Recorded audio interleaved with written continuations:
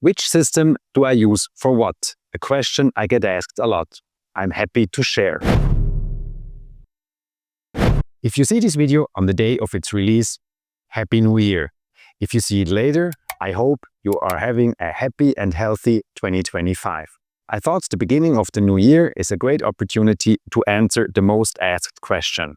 Which gear do I use? And why do I own all that gear? So let me go through the different systems I own and why I own them. And this, by all means, is not intended to be a bragging video. It's only intended to be an informative video. I bought and use all that stuff professionally. I make money with that. There are tools for me, tools that I like very much. And this video is also not sponsored by Leica or by any other brand I'm going to mention here. This is just answering the two questions I get asked a lot. What kind of stuff do you own? And for what do you use it?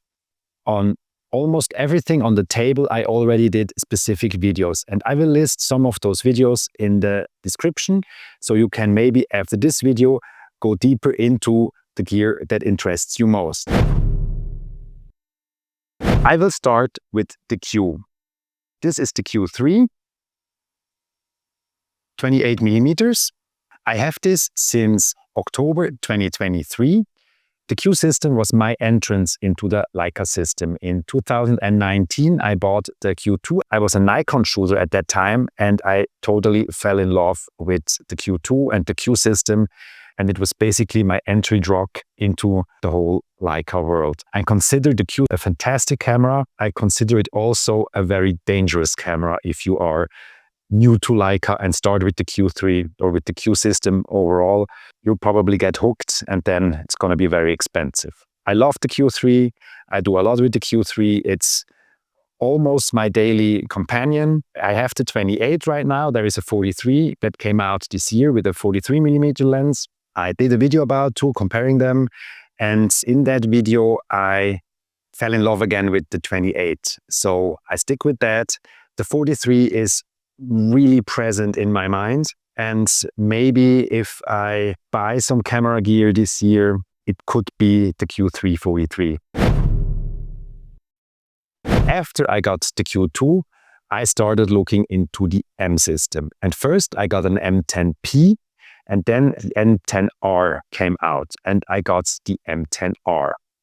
And I bought it at the time with this 50 millimeter Summilux 1.4 lens. I truly like that combo, and I did think about the Apo 50 at the time, but because of price and also because I like to shoot in 1.4 a lot, I went with the 50 Summilux, and I have not regretted it. It's a fantastic lens. It gives me so much joy using that. And the M10R, I know we have the M11 right now, and we have like several versions of the M11, but I stuck with the M10R because with the 41 megapixel for an M camera, it totally is enough for me. The dynamic range is fantastic. I think it's much better than the M10P. There are several opinions about that. Maybe you have a different opinion, and I'd be happy if you shared your opinions on all of my stuff. The M10R is a camera that I also have an emotional relationship to. Yeah, it's a long story. You can also look that up in all of my videos. And this year I had it engraved with my signature. This is a camera which I will never sell and which I hold very dear to my heart. Same with the M10M, the M10 Monochrom, which was my second M body. And this is also a camera which is very personal to me, and I had it also engraved, and those two will never leave me.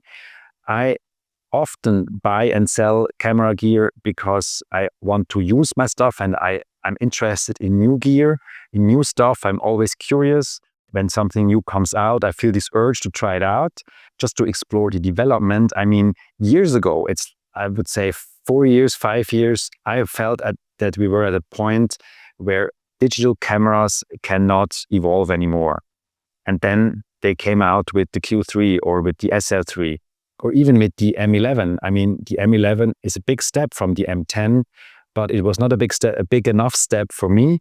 And because I have an emotional attachment to that camera, I did not even look close at the M11 because It was too dangerous. I don't know what happens when the M12 comes out or like the future M cameras. I will still be interested in the development and the new stuff they can do and they're doing with their like oldest camera system they have. But those two are my babies and they will never leave me. So when I first had the M-System, I had a 35 Monochrom lens. And actually with the M10P, that was no problem for me. I liked it a lot. But with the larger center of the M10R and the M10 Monochrom, I had the feeling that the 35 Monochrom is not sharp enough for the sensor. And I got the 35 Summilux FLE first edition. I do not have the newer one, even though I would be interested in it because of the close focus capabilities. But I mean, I don't use the close focus with the M that much. I use the M because I want to use the rangefinder system, because I love the rangefinder system. It's really coming to the M changed my life because I started, and I said that several times already, I started to slow down. I used to have Nikon automatic cameras and I just shot thousands and thousands of pictures because I always pressed that shutter button and it all went through. And with the M, I came back to what it was when I started with photography, when it was film, I had to consider pressing the shutter button because a film picture cost money. And every time you press that shutter button, ka-ching, it costed money. And with those cameras, I started again to think about what I'm shooting. And this really just evolved my photography and it's almost like a meditation. So I go out with my M cameras and I'm totally in my own world and they slow me down. And this is something that I value very much. And the M10R did that first and then the black and white does it even more. And then I have a 75 Monochrom, which I also love very much. I use that mostly for portraits. I think this is still easy to focus with the rangefinder.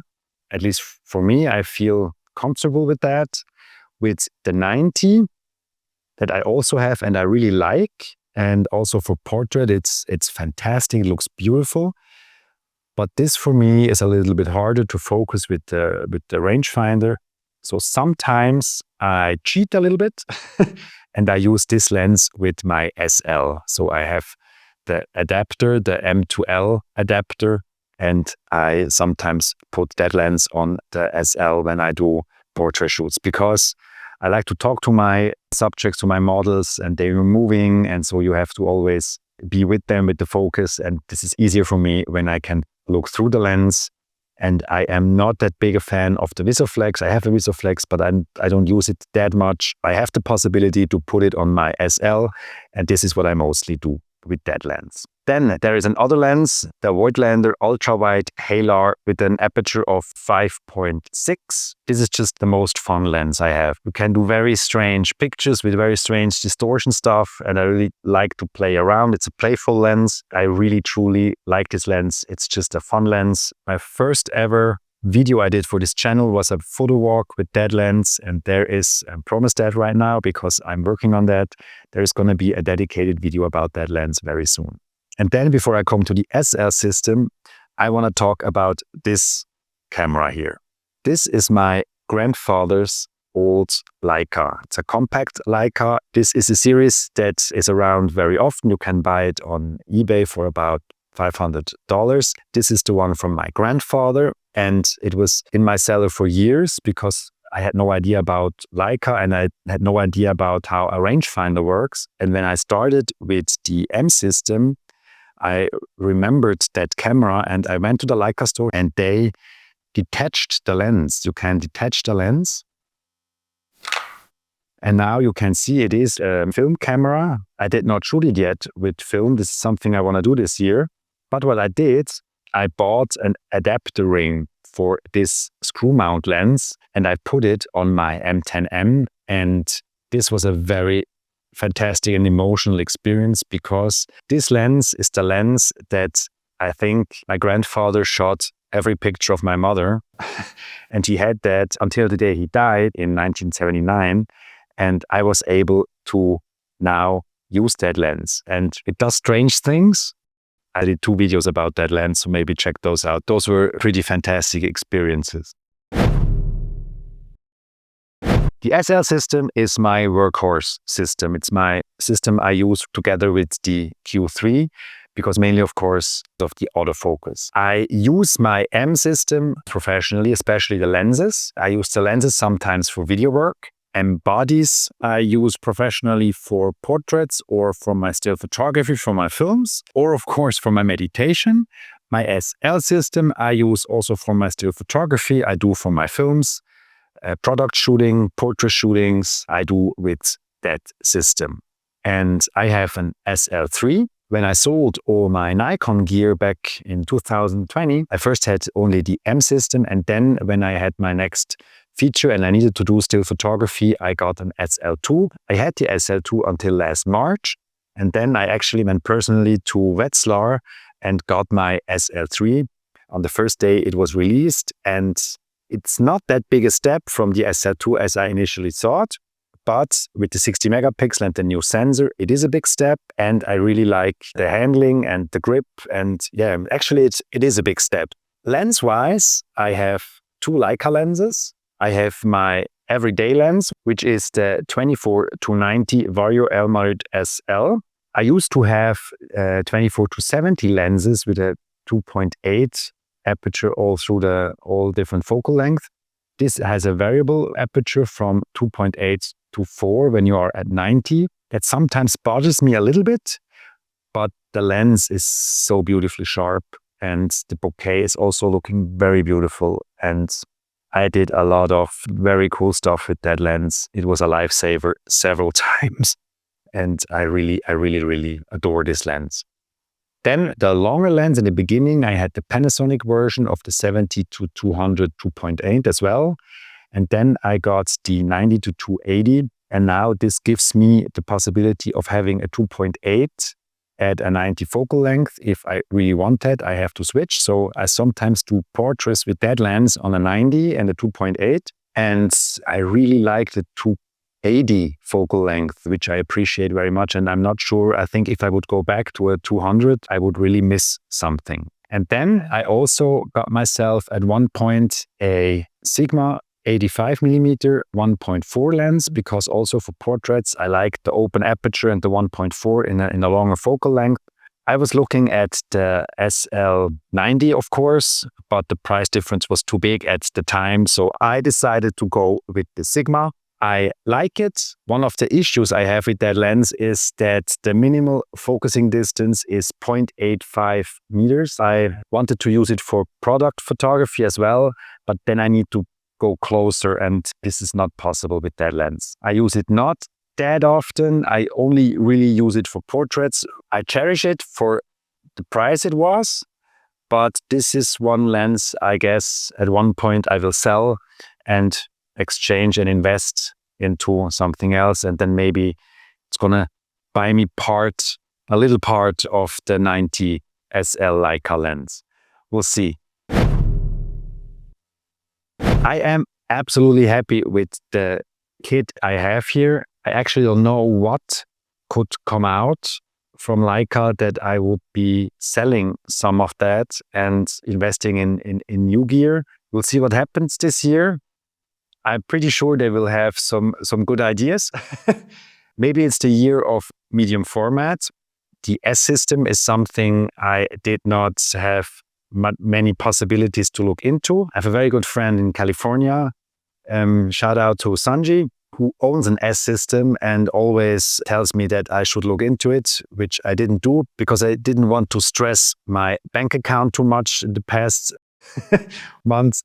I'm really interested in the medium format, and I will definitely have a look into the Hasselblad system this year. This is one of my big goals this year. And if Leica comes out with a medium format system, I probably will be one of the first who will try to at least test it and see what it is and how it is. And because, I'm a big fan of wide shots. I'm a big fan of city skylines, which I did a lot with the SL-System, especially at night. City night lights fascinate me, and this is something I want to explore with medium format. I hope I'll find a way in 2025 to check out medium format. If you have any questions about anything I was talking about here, if you have any questions about a specific lens or camera body, please write it in the comments. I'm happy to answer.